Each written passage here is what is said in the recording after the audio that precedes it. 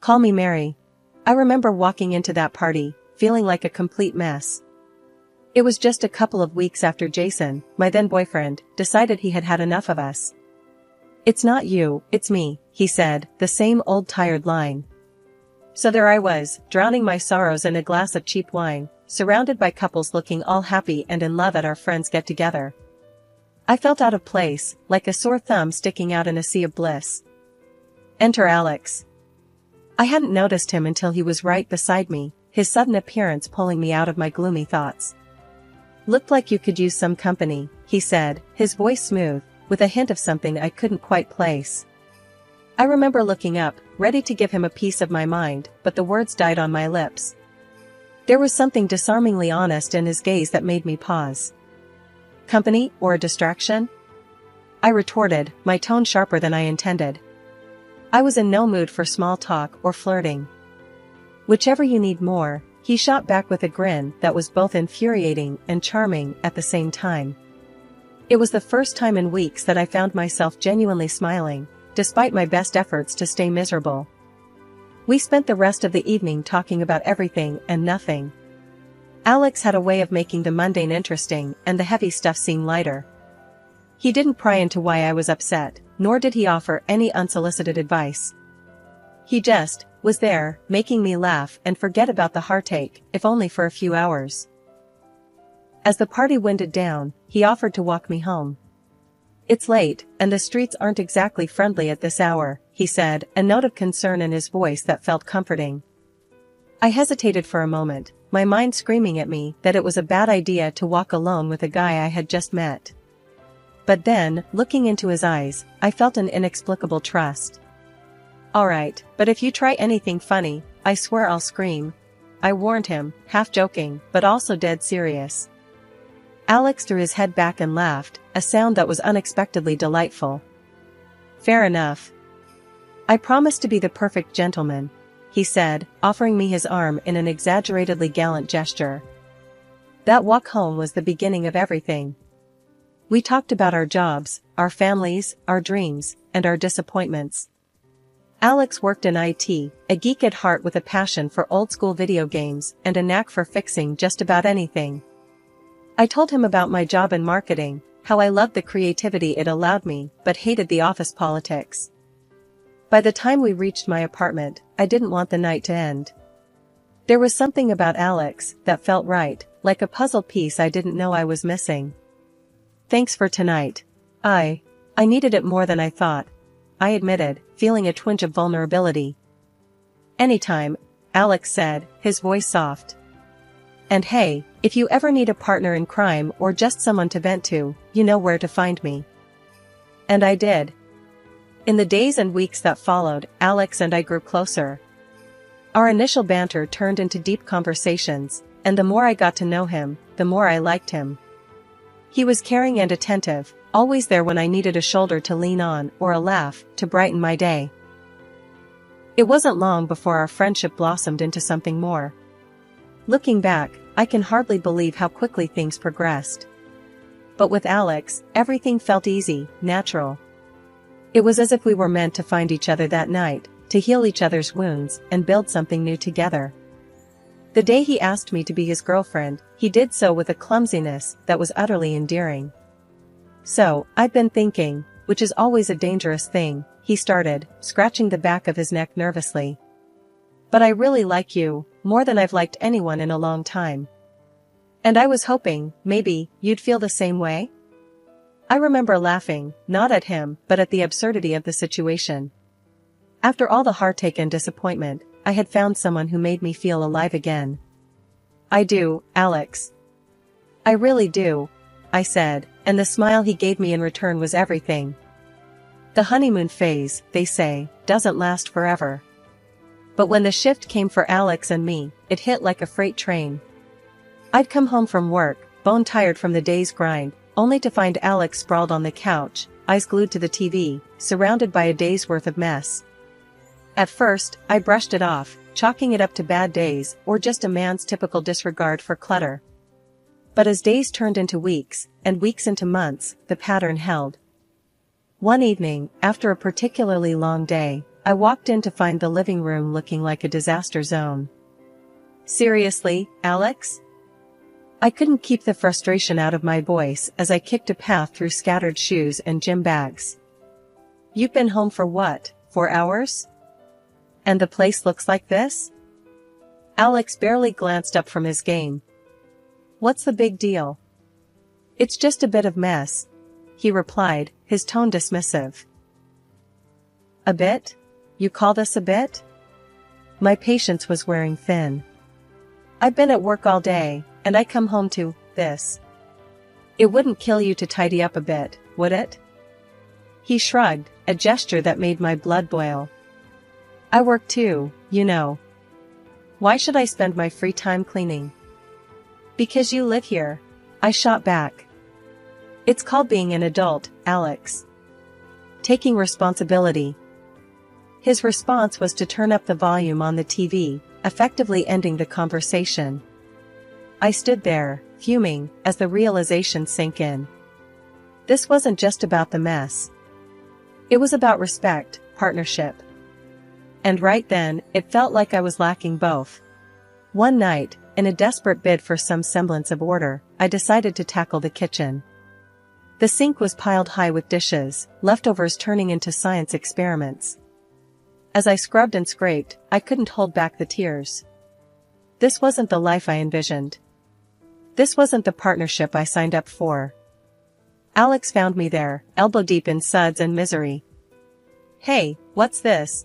He asked, his voice softer now, laced with concern. I shook my head, unable to find the words. I'm just tired, Alex.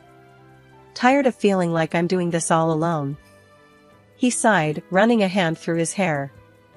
Look, I get it. I'll try to do better, okay? But trying didn't seem to translate into action. Days passed, and the pattern continued. Promises were made and broken, leaving me to wonder if this was our new normal. The man I married, the partner I thought I had, seemed more like a distant roommate, leaving me to question where we went wrong. It wasn't just the chores or the mess. It was the growing gap between us, the silent meals, the unspoken frustrations. I missed the man who walked me home that night, who made me laugh and feel loved. Now, I felt more like a caretaker than a wife, struggling to keep us afloat in a sea of indifference. Alex, we need to talk, I said one evening, the words heavy with a mix of dread and hope. This isn't working.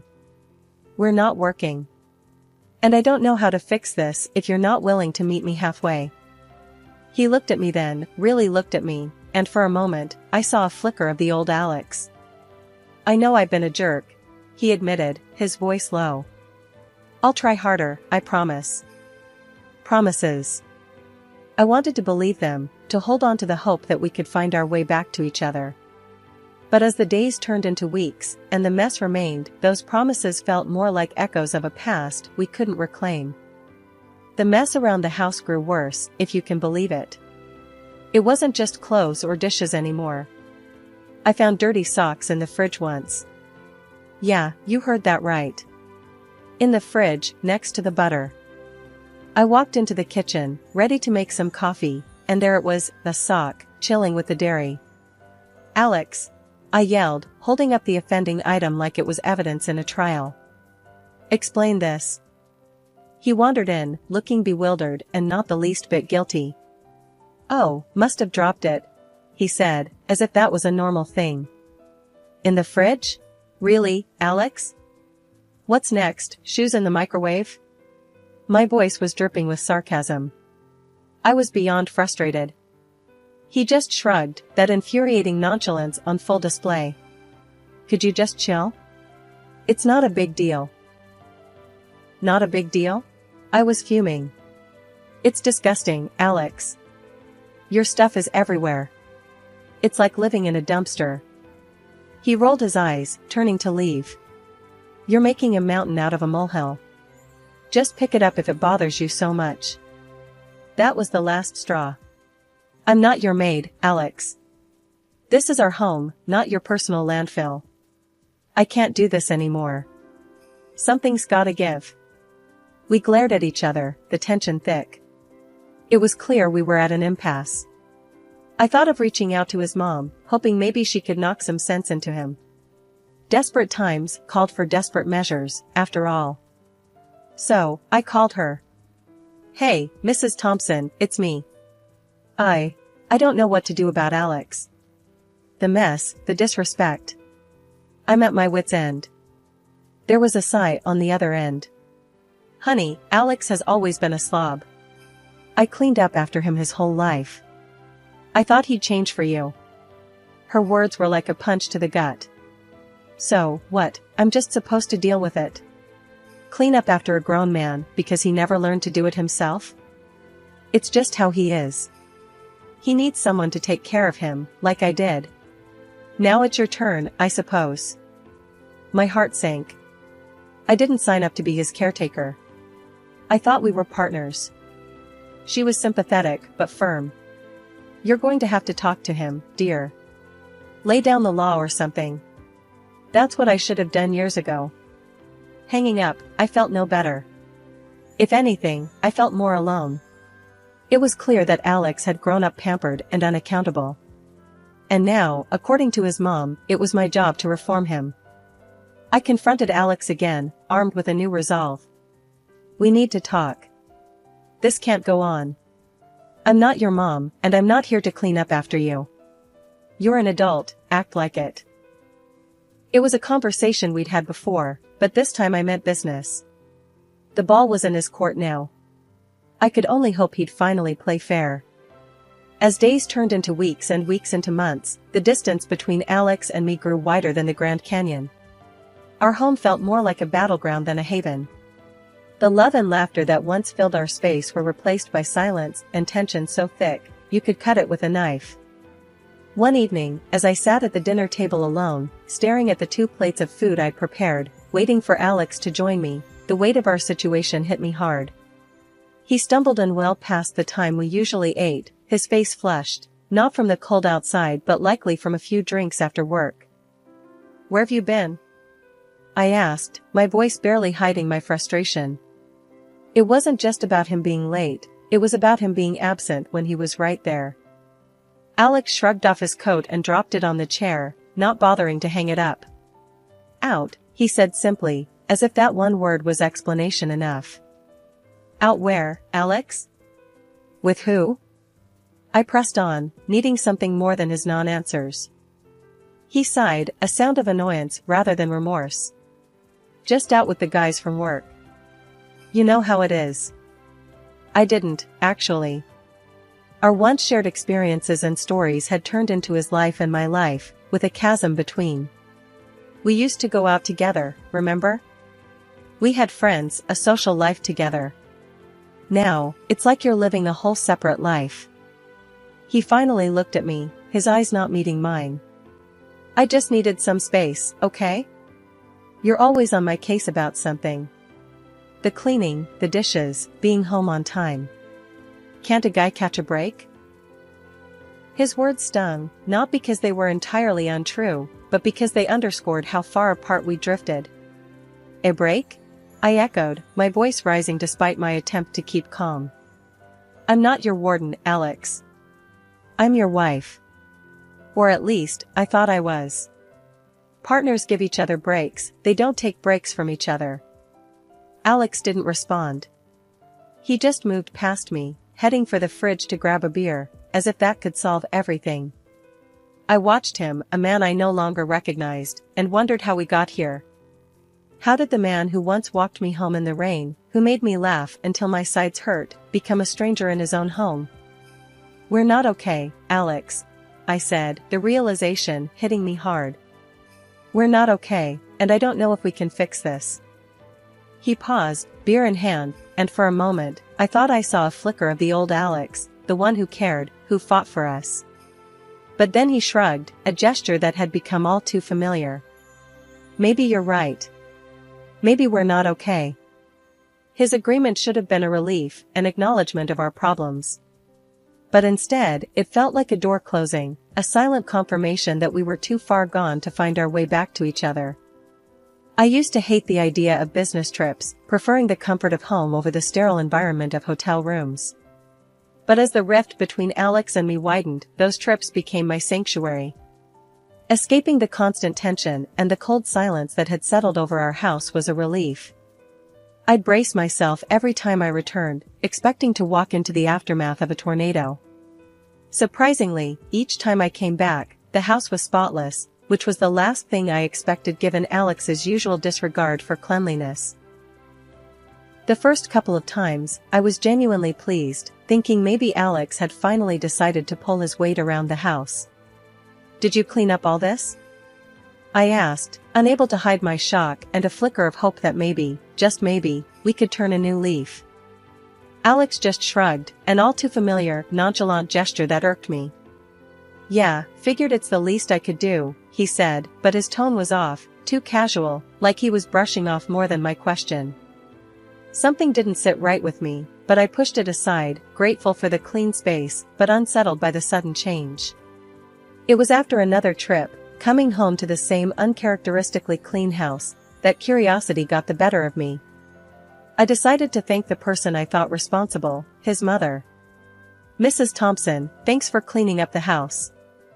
"I didn't expect it, but it was a lovely surprise," I said, hoping to convey my genuine appreciation. Her confusion was a slap in the face. "Clean your house? Dear, I haven't been over in months. Alex should be taking care of his own mess, not you or me," she said, her tone a mix of surprise and a bit of annoyance. My heart sank, and a cold realization crept in. Confronting Alex didn't take long after that. "Your mom didn't clean." "So, who did?" "Because it sure wasn't you," I demanded, my patience wearing thin, tired of the lies and the evasiveness. Alex squirmed under the pressure, his usual confident demeanor crumbling. "Look, it's not what you think," he started, but his voice was too hesitant, guilty. I pressed on, needing the truth more than I needed to breathe. "Who's been cleaning our house, Alex?" "Because it's obviously someone."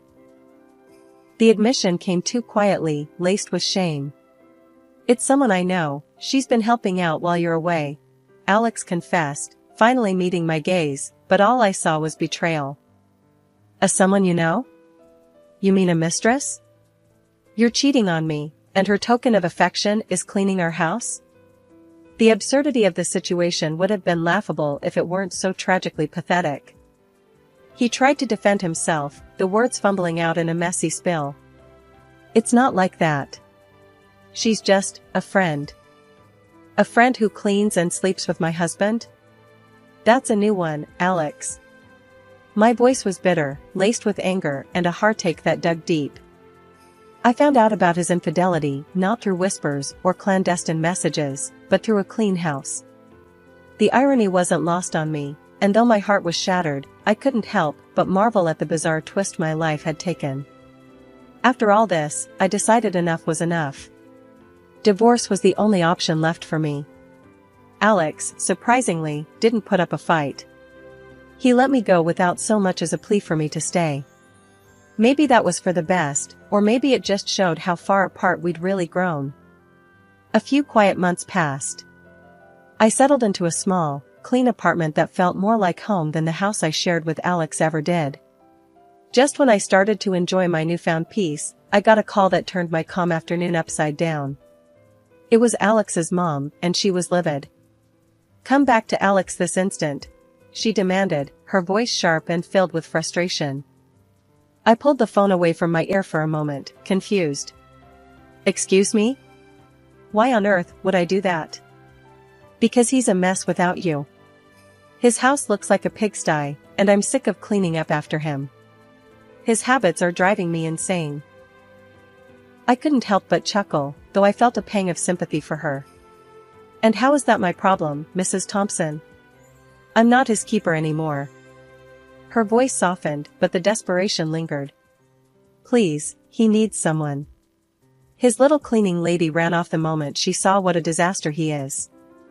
The irony of the situation wasn't lost on me. So, his mistress left because of the mess? That's poetic, in a way. She sighed, defeated. "I just don't know what to do with him anymore." I took a deep breath, my decision clear. Mrs. Thompson, I understand it's hard, but I've moved on. Alex needs to learn to take care of himself, and you shouldn't have to clean up his messes either. It's not your job, and it's certainly not mine anymore. There was a pause on the line, and for a moment, I thought she might argue further.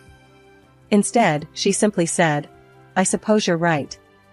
I'm sorry for bothering you with this. It's okay. I hope things get better for you both, I replied, not unkindly.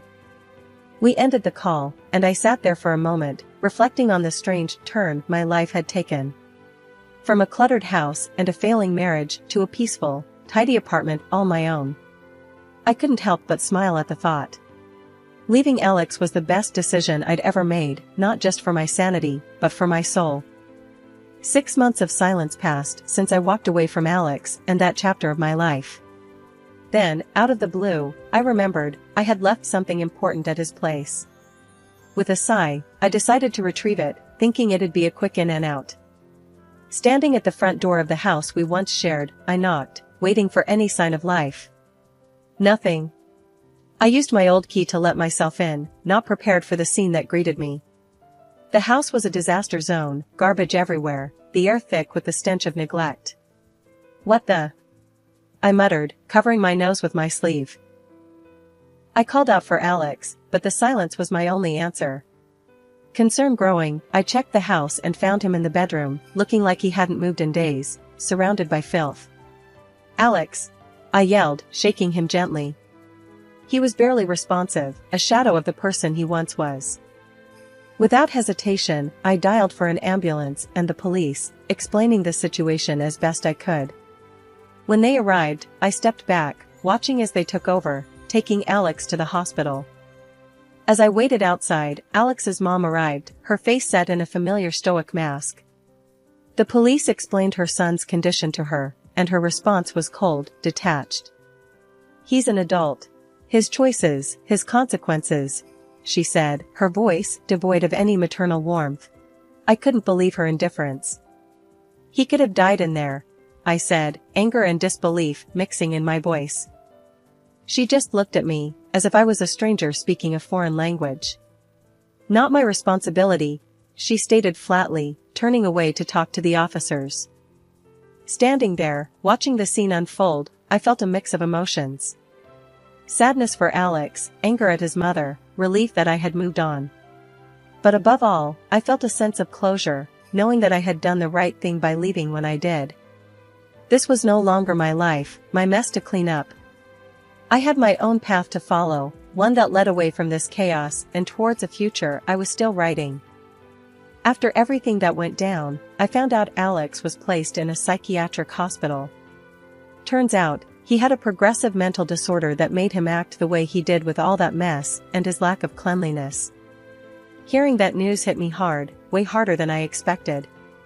Despite all the hurt and chaos, I couldn't help feeling sorry for him. So, I decided to visit him, even if his own mom couldn't be bothered. The hospital was stark and sterile, a far cry from the cluttered home we used to share. I met with his doctor, a kind man who seemed genuinely concerned for Alex. His condition's advancing faster than we hoped, he told me, his voice heavy with regret. At this stage, there's not much anyone can do except make sure he's comfortable and safe. I nodded, feeling a lump in my throat. And his mom? Does she come by? I asked, already knowing the answer. The doctor shook his head. Haven't seen her. It's tough, patients like your ex-husband, they need all the support they can get. I left the hospital with a heavy heart. Alex's mom hadn't changed a bit, still as cold and distant as ever. It was clear she had washed her hands of him, leaving him to face his demons alone. I couldn't help but wonder if things would have been different if she'd shown him a bit more love, a bit more care. As for me, life moved on. I found peace in my little apartment, a place I could call my own without any reminders of the past. I started anew, building a life that was entirely mine, free from the shadows of what used to be. My visits to Alex became less frequent, not because I didn't care, but because I realized it was time for me to let go and heal. I often thought about Alex, hoping he found some semblance of peace in his own mind. As for his mother, well, I hoped one day she'd realize the mistake she made in abandoning her son when he needed her the most. But that was a journey she had to make on her own.